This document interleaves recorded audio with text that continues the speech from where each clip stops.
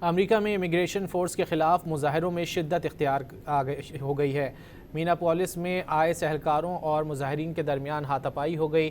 Minnesota میں خاتون driver کے قتل کے خلاف لوگوں نے سخت ترین سردی میں احتجاج کیا اور امیگریشن فورسز کے خلاف شدید نعرے بازی کی۔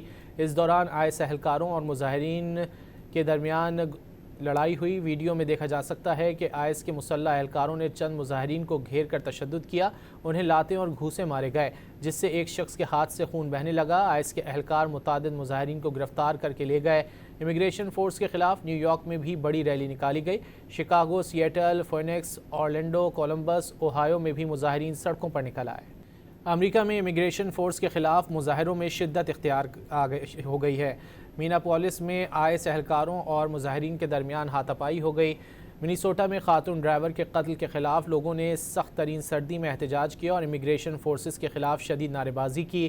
اس دوران آئس اہلکاروں اور مظاہرین کے درمیان لڑائی ہوئی۔ ویڈیو میں دیکھا جا سکتا ہے کہ آئس کے مسلح اہلکاروں نے چند مظاہرین کو گھیر کر تشدد کیا، انہیں لاتیں اور گھوسے مارے گئے، جس سے ایک شخص کے ہاتھ سے خون بہنے لگا۔ آئس کے اہلکار متعدد مظاہرین کو گرفتار کر کے لے گئے۔ امیگریشن فورس کے خلاف نیو یارک میں بھی بڑی ریلی نکالی گئی۔ Chicago, Seattle, Phoenix, Orlando, Columbus, Ohio میں بھی مظاہرین سڑکوں پر نکل آئے۔